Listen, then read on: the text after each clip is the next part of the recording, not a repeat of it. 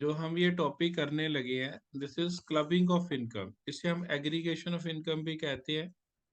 इसको हम other person's income to be included in the individual's income भी कहते हैं।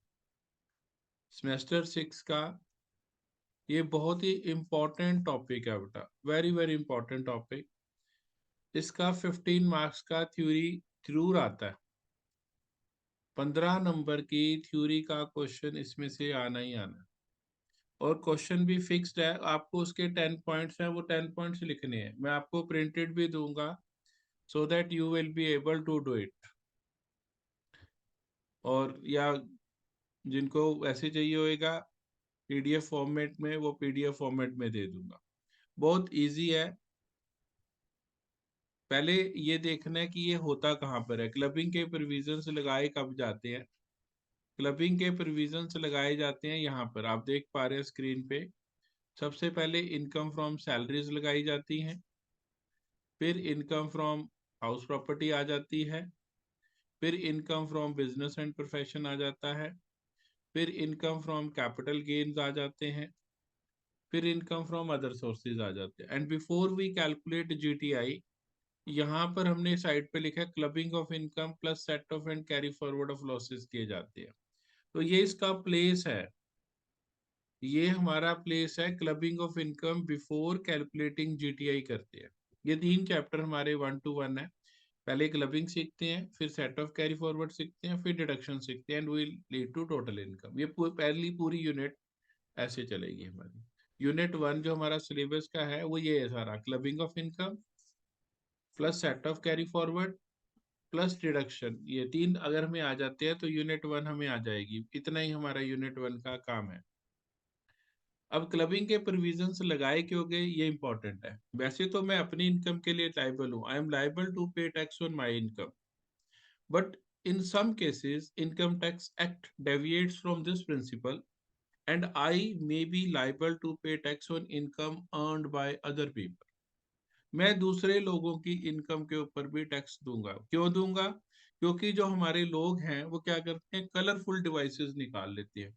कलरफुल डिवाइसेस निकाल कर उस इनकम के ऊपर वो टैक्स इस प्रकार से शो करते हैं कि जो इनकम है वो दूसरे के हाथ में जा रही है, so that the tax liability can be reduced।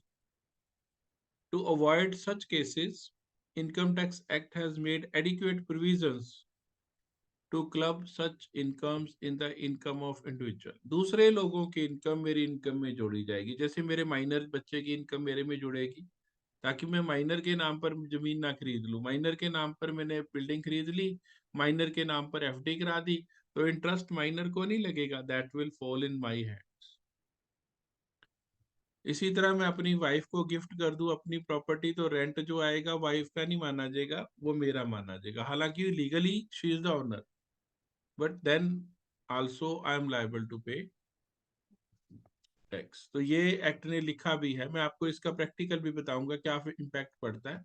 First मैं आपको इसका थ्योरेटिकल बता रहा हूँ कि ये हम इसकी प्रीफेस ये है, generally an assessee tax in respect of his own income. मैं अपनी इनकम के लिए, in some cases, however, the Income Tax Act deviates from this principle and assessee may be taxed under section 60 to 64। 4-5 section है, ये deal करते हैं। In respect of incomes which legally belong to other person।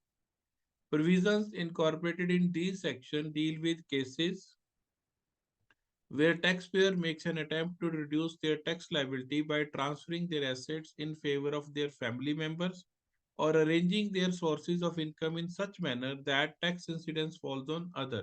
तो colourful devices लोग निकाल लेते हैं।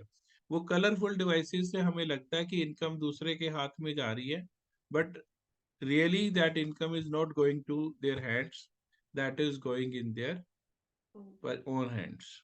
हमने अब इसको हम प्रैक्टिकली समझते हैं कि इसका इम्पैक्ट क्या होता है। सपोज अब इसको प्रैक्टिकली बेटा समझना आप बड़े ध्यान से, कि मेरी इनकम है 20 लाख रुपीज। मैं अपनी बात करता हूँ। व्हाट आई हैव डन, मैंने क्या किया है, 10 लाख रुपए तो अपनी इनकम दिखा रहा हूँ मिस्टर एक्स, और 10 लाख रुपए अपनी मिसेज की इनकम दिखा रहा हूँ। चोरी नहीं कर रहा हूँ टैक्स की। 20 लाख इनकम है, मैं उसको अवॉइड नहीं कर सकता हूँ। 10 लाख रुपीज मेरी इनकम, 10 लाख मेरी मिसेज की इनकम। रेंट आ रहा है सपोज करो 10 लाख रुपीज मुझे किसी शोरूम से, 1 लाख रुपीज पर मंथ के हिसाब से।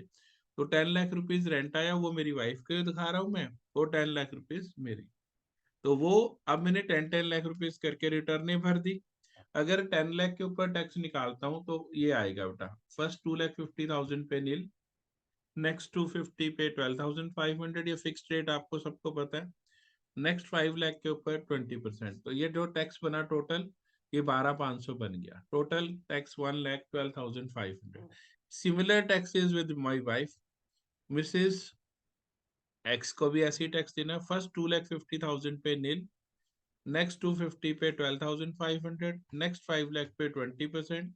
ये टोटल टैक्स आ गया बेटा 1,12,500। दोनों तरफ 1,12,500 टैक्स बन। अगर इसको प्लस कर लेता हूँ तो जो मेरा टैक्स बनेगा वो बनेगा 2,25,000। सरचार्ज और वो चीजें छोड़ दी अभी, 2,25,000 मेरा टैक्स बन गया। लेकिन इनकम टैक्स एक्ट कहता है नो, ये दिस इज तो हेरा फेरी कर रहे हो आप।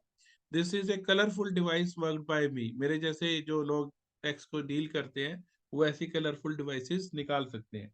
तो 10 लाख रुपए बेटा ये इनकम, प्लस 10 लाख जो मेरी वाइफ की ये वाली इनकम है, एक्ट कहता है इसको अपनी इनकम में जोड़ो और फिर सही तरीके से टैक्स भरो।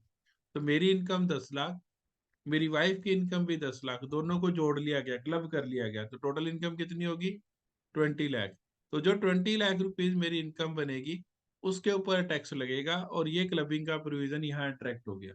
अगर हम 20 लाख के ऊपर अगर हम इनकम निकालेंगे तो आप अब देखें क्या होएगा। 20 लाख के ऊपर जब हम इनकम के ऊपर टैक्स निकालेंगे तो ऐसे आएगा, फर्स्ट 2,50,000 पे नील, नेक्स्ट 2,50,000 पे 5%, 12,500, नेक्स्ट 5 लाख पे इट इज 20%, फिर नेक्स्ट 10 लाख के ऊपर 30%, इट इज 3 लाख। तो ये हमारा टैक्स पेबल आ गया 4,12,500, अप्रोक्सीमेटली 2 लाख रुपए का फर्क हो गया, वहां 225 था। तो अगर एक बंदे की इनकम से ही जिस 10-10 लाख का अलग करने से 2 लाख रुपए का फर्क पड़ गया गवर्नमेंट ऑफ इंडिया को, 2 लाख रुपए लोअर टैक्स भर रहा था वो। तो ऐसे 1 लाख लोग हो जाए मेरे जैसे इंटेलिजेंट, तो 2 लाख इंटू 1 लाख मल्टीप्लाई करके देखो कितनी बड़ी फिगर, 20,000 करोड़ का रुपए का नुकसान हो गया गवर्नमेंट। तो ऐसी प्रैक्टिसेस को कर्व करने के लिए 10 principles, 10 rules has been incorporated under section 62, 64। तो अब हम उसको डिस्कस करेंगे कि ये जो प्रिंसिपल्स हैं ये हमें क्या समझा रहे हैं। तो ये बेटा हमारे पास ये पूरे ट्रांजेक्शन्स की लिस्ट है बेटा। तो ये तो सिर्फ बनाने के लिए, समझाने के लिए बताता हूँ। ये फर्स्ट पॉइंट है बेटा जो आप स्क्रीन पे देख रहे हैं, transfer of income without transfer of asset. Asset मेरे नाम पर है और मैंने वो एसेट अपनी वाइफ को नहीं ट्रांसफर किया, मेरे नाम पर ही एसेट है, रजिस्ट्री मेरे नाम पर है, लेकिन इनकम ट्रांसफर कर दी है। तो जब इनकम ट्रांसफर कर दी है तो एक्ट कहता है कि जो इनकम ट्रांसफर की है वो जिसने ट्रांसफर किया है, transferor will be considered as deemed owner. Transferor ही टैक्स पे करेगा। जैसे अभी हमने करा था 20 लाख बनाए, तो 10 लाख रुपए मेरी वाइफ के नाम पर था रेंट, तो 10 लाख रुपए वो जुड़कर मेरी इनकम में आ जाएगा। Section 60 is applicable if the following conditions are satisfied. The taxpayer owns an asset, मेरे नाम पर asset है। The ownership of asset is not transferred by him, और रजिस्ट्री मेरे नाम पर ही है, asset मेरे नाम पर बोलता है। The income from the asset is transferred to any person under settlement, trust, convenient, agreement और arrangement।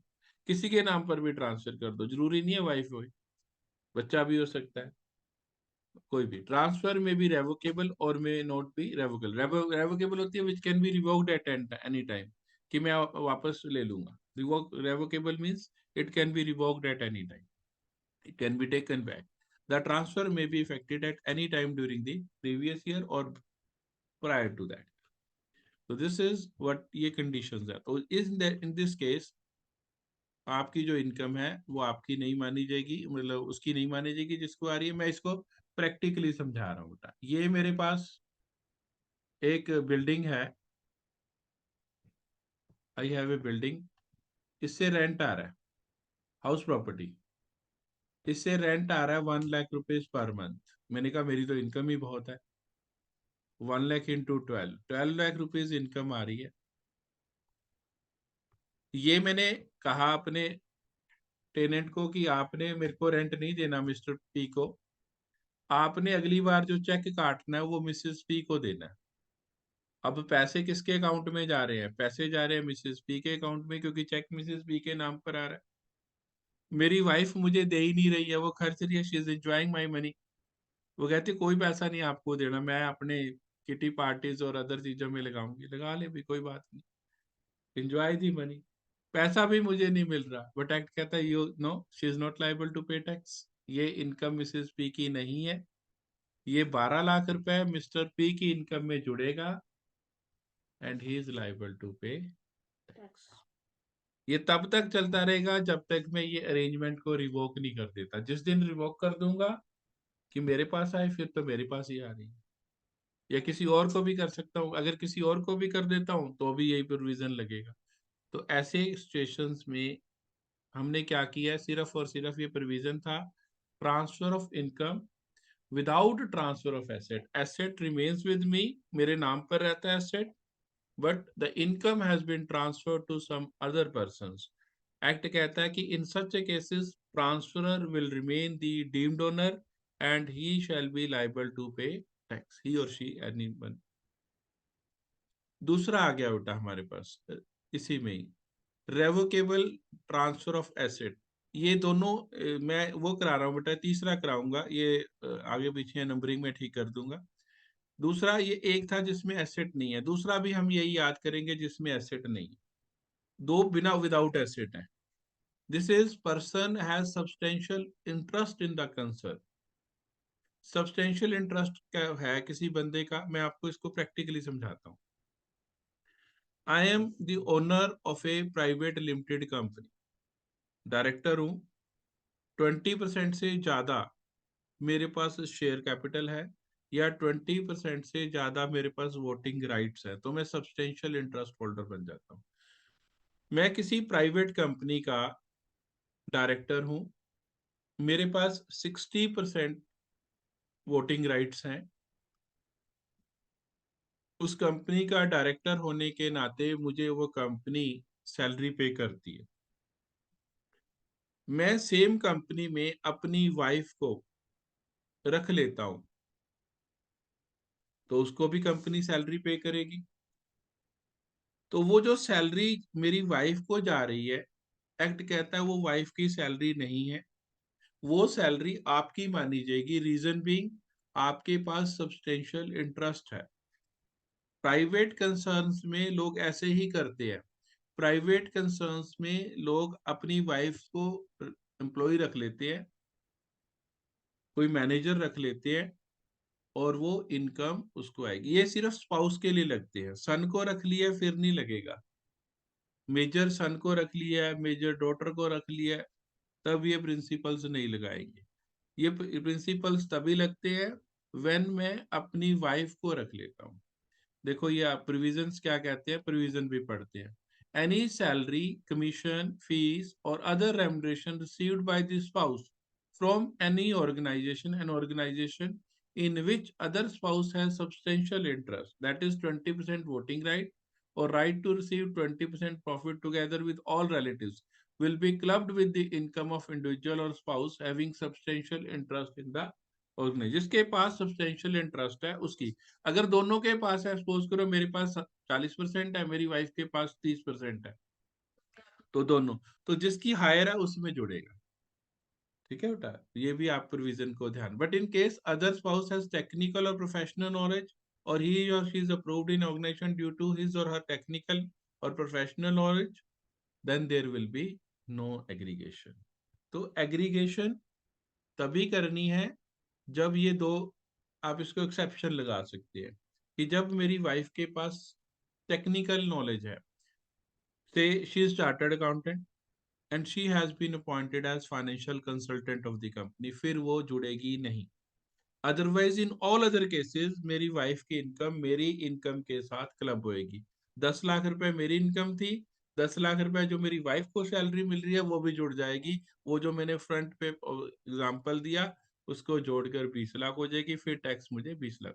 अगर वो डॉक्टर है, एमबीबीएस डॉक्टर है या MD doctor and she has been appointed as medical officer of the company, फिर उसकी income मेरे में नहीं जुड़ेगी। और यही बेटा जो हमने प्रोविजन मैंने आपको पहले ही बता दिया है, where both husband and wife have substantial interest in the concern and both are in the receipt of remuneration, remuneration will be included in the total income of husband or wife whose total income is higher। तो जिसकी higher होएगी, जिसके पास जिसकी income higher होएगी उसकी income में जोड़ देना है। इसी प्रोविजन को आगे बढ़ाया गया, ये आगे आ गया, इसी के स्पेशल पॉइंट्स है दो। An individual is said to have substantial interest, ये मैंने बीच में भी लिखा है, अलग से भी लिखा है ताकि आपको दिक्कत ना हो। और एक ये पॉइंट है, ये जो हम ये पढ़ रहे हैं, this one, income from reinvestment of clubbed income by the spouse is not clubbed in the hands of individual। अब इसको समझाता हूँ। मेरी हाउस प्रॉपर्टी थी, उस हाउस प्रॉपर्टी का रेंट मेरी वाइफ को जा रहा है, लेकिन प्रॉपर्टी मेरे नाम पर है, जो पहला केस था, transfer of income without transfer of asset. तो वो इनकम तो मेरे पास आ रही है, टैक्स लग रहा है मुझे, क्लबिंग का प्रोविजंस अट्रैक्ट हो रहे हैं, लेकिन जो उस इनकम से आगे वो जनरेट करेगी वो टैक्सेबल नहीं है। मैं आपको इसका एग्जांपल दे रहा हूँ कि मेरा जो रेंट है वो मेरी वाइफ को जा रहा है 1 lakh per annum, per month वाला 12 लाख रुपए उसको जा रहा है। अब उस 12 लाख को वो शेयर्स में इन्वेस्ट कर देती है, शेयर से पैसे आ रहे हैं, डिविडेंड आ रहे हैं, वो मेरी इनकम नहीं है, वो उसकी इनकम है। क्लबिंग से बाद एक फर्स्ट हैंड तक है, उसके बाद के लिए मैं I am not going to be liable, यहाँ तक कि मैं लाइबल हूँ, it is not liable further on. तो फर्दर ऑन के लिए मैं लाइबल नहीं हूँ। ये प्रोविजन हमें ऐसे समझाता है। आगे चलते हैं जी। ये दो प्रोविजन हमने किए, विदाउट एसेट है, ये पहला है transfer of income without transfer of asset, और दूसरा है रेमुनरेशन ऑफ स्पाउस। ये दो प्रोविजन हमने बेटा अभी सीख लिए हैं। तो बेटा अभी आपने सीखा, दो पॉइंट सीखे जिसमें हमने विदाउट ट्रांसफर ऑफ एसेट किया। अब जो हम चार केसेस करने लगे हैं वो सेम फैमिली में है, एक को समझा दूंगा, चारों का सेम प्रोविजन है। Income from asset transfer to spouse, asset transfer कर दिया अपनी वाइफ को, मैंने अपना एसेट अपनी वाइफ को ट्रांसफर कर दिया, तो वो जो एसेट ट्रांसफर कर दिया विदाउट एडिक्वेट कंसिडरेशन कर दिया, गिफ्ट दे दिया। ये मेरे पास प्रॉपर्टी थी, हाउस प्रॉपर्टी, ये मिस्टर एक्स के पास थी, मिस्टर एक्स ने ये प्रॉपर्टी मिसिज एक्स के नाम पर ट्रांसफर कर दी। अब मिसिज एक्स को ट्रांसफर होगी पर पैसे नहीं लिए, विदाउट कंसिडरेशन है या इनएडिक्वेट कंसिडरेशन है, मतलब कम पैसे लेके, थोड़े से पैसे दिखाने के लिए सिर्फ। इन दैट केसेस जो हाउस प्रॉपर्टी से इनकम आएगी वो मिसिज एक्स की इनकम नहीं है, एक्ट कहता है it will be taken as income of the transfer, this income will remain as income of the transfer, ये पक्का रूल। तो इन दिस केस ये भी आपकी इनकम नहीं मानी जाएगी, ये ट्रांसफरर की इनकम मानी जाएगी। सिर्फ एक केस में ये इनकम उसकी वाइफ की नहीं होती, जब they have an agreement to live apart, तो वाइफ की इनकम हो जाएगी, हस्बैंड से अलग हो जाएगी। जब उनमें डिवोर्स हो गया और they are living apart, there is an agreement to live apart. दूसरा, अगर आप टैक्स बचाना चाहते हैं तो आपको बताता हूँ कैसे करना है। जब वो वाइफ नहीं बनी, फियांसे आपकी, तब उसको ट्रांसफर कर दो, फिर वो आपकी वाइफ नहीं है, तब जब इनकम आएगी वो आपकी मंगेतर जिसे हम कहते हैं पंजाबी में, इन दैट केस। ऐसे ही दूसरा प्रोविजन इसी के बिल्कुल, स्पाउस की जगह सन्स वाइफ आ गया। सन्स वाइफ मीन्स मेरी नू रानी, डॉटर इन लॉ, जिसको पंजाबी में नू कहते हैं, तो पुत्र वधु। Income from asset transfer to son's wife, मैं अपना एसेट अपनी वाइफ की जगह अपनी डॉटर इन लॉ को दे देता हूँ। तो डॉटर इन लॉ को दे दिया तो भी एसेट तो मेरी फैमिली में ही है ना, बाहर तो गया ही नहीं। तो वो जो इनकम आएगी वो मेरी डॉटर इन लॉ की इनकम नहीं मानी जाएगी, मेरी इनकम मानी जाएगी, because assets and my daughter in law in my controls, मेरे ही कहने में चल रही। फिर बेटा इसके बाद हमारे पास तीसरा केस आ गया, income from asset transfer to a person for the benefit of spouse. Direct spouse को नहीं ट्रांसफर कर रहा हूं इस केस में, I am transferring this asset to third person for the benefit of spouse. Spouse के बेनिफिट के लिए मैंने वो किसी और को ट्रांसफर कर दिया। इसको ऐसे समझते हैं, मैंने अपना एसेट अपनी जो समधन है या मदर इन लॉ है उसको ट्रांसफर कर दिया। Mother in law in turn वो बेनिफिट मेरी वाइफ को दे रही, तो अल्टीमेटली तो मेरे हाथ में ही आ रही, मेरी फैमिली में ही आ रही है इनकम। तो that is to be taken as मेरी इनकम मानी जाएगी, ना मेरे मदर इन लॉ की इनकम है ना मेरी वाइफ की इनकम है, ultimately it is considered as my income. लेकिन आपके दिमाग में एक सवाल और आ रहा होगा, ये पता कैसे लगेगा? ये बेटा पता तब लगता है जब उसके घर रेट डलती है इनकम टैक्स की, फिर बताना पड़ता है उसे भी ऐसे करा सारा, वो निकालते हैं, वर्कआउट करते हैं फिर चीजें, ये ऐसे नॉर्मल में नहीं पता लगने देते। या कई बारी सेल होती है, परचेज होती है, वो डाटा आजकल तो गवर्नमेंट बड़ी विजिलेंट है, सारी चीजें ध्यान रख रही है, तो वो सब पता लग रहा है।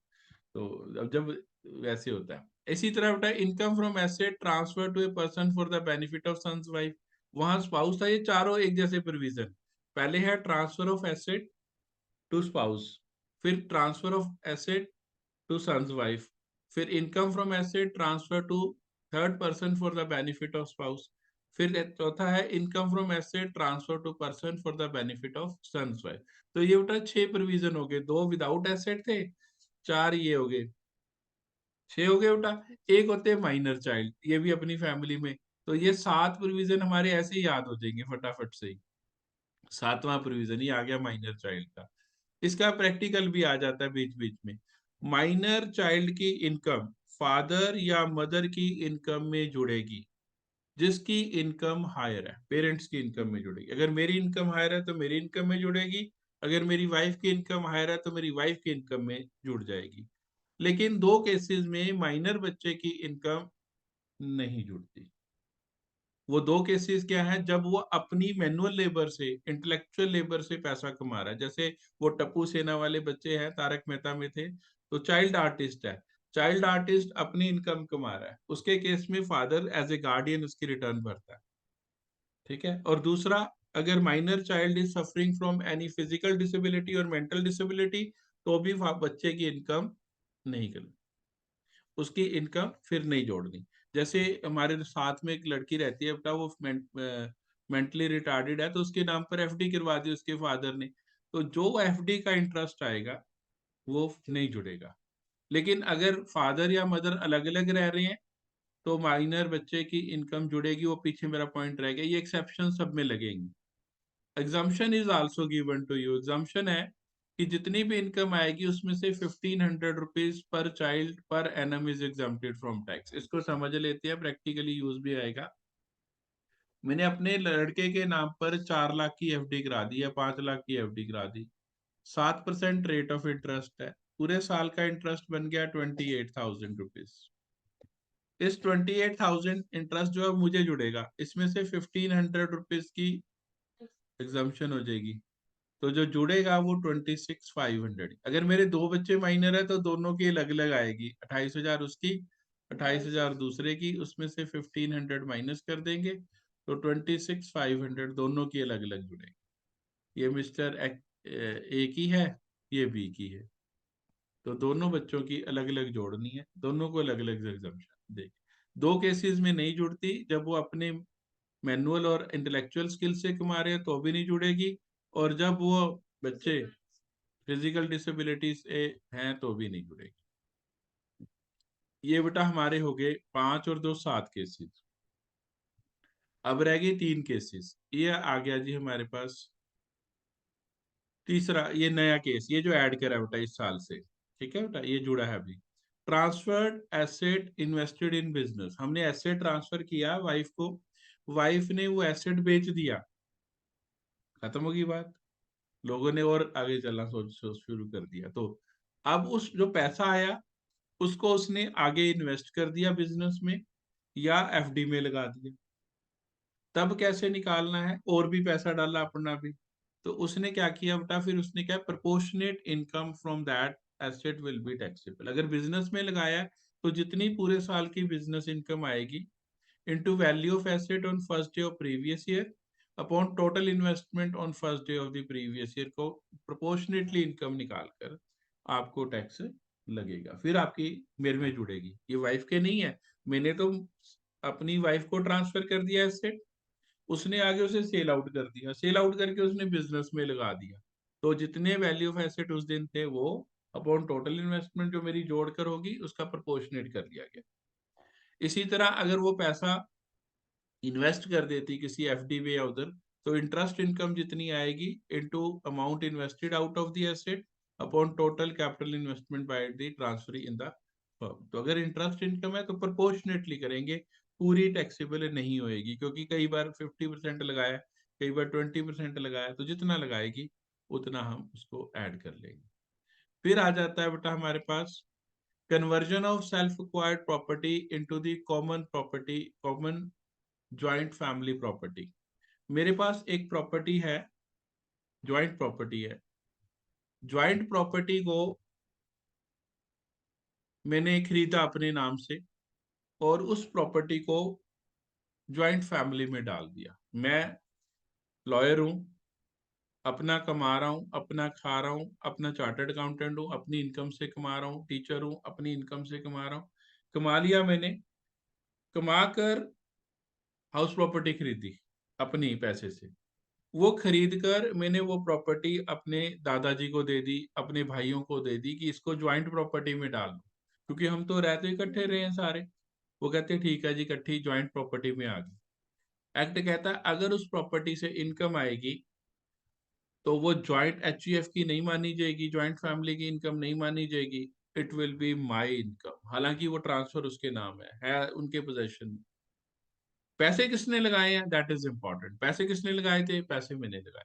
जब पैसे मैंने लगाए हैं तो income will flow to me. ये सारे बेटा हमारे पॉइंट हो गए। एक रह गया सिर्फ, revocable transfer of asset. Revocable होता है any transfer which can be revoked at any time during the previous year. Revocable transfer means the transfer can take place asset back at any time. मैं foreign country जा रहा था, जाते हुए मैं अपनी प्रॉपर्टी अपने दोस्त को दे गया कि अब आप इसको संभालना, इसका रेंट आएगा वो भी आप संभालना, सारा कुछ संभालना। मैं वो कहता है जी ठीक है, ओके मैं संभालूंगा। अब वो उसका ओनर नहीं है, owner is with me, ownership is with me. तो वो जो इनकम आएगी वो मेरे दोस्त को नहीं आएगी। I will be taken as deemed owner, I will be liable to pay tax on such income. लेकिन दो एक्सेप्शन इसमें भी रखी हैं। वो क्या है कि अगर मैं उसे लाइफ टाइम के लिए दे गया हूं कि जब तक तू जिंदा है तब तक तेरी प्रॉपर्टी है, और जब तू मर जाएगा वापस मेरी वापस आ जाएगी, तो इन दैट केस ही और she will be taken as the owner. तो टैक्स तो उन पे लायबल। टैक्स वो देंगे, ठीक है बेटा। दूसरे केस में कि जब तक मैं जिंदा हूं, बड़े अमीर लोग ऐसे ही करते हैं कि जब तक मैं जिंदा हूं तब तक ये प्रॉपर्टी आपकी है, जिस दिन मैं मर जाऊंगा ये प्रॉपर्टी मेरे सन्स को ऑटोमेटिकली चली जाएगी। इन दैट केस आल्सो ये वाले प्रोविजंस नहीं लगेंगे। ये अमीर लोग इसलिए करते हैं ताकि लोग मेरी दुआ मांगे कि ये बुजुर्ग मरे ना, ये मर जाएगा तो प्रॉपर्टी चली जाएगी, ये प्रॉपर्टीज हमारे साथ रहें। तो ये बेटा हमारे प्रोविजंस हैं 10 के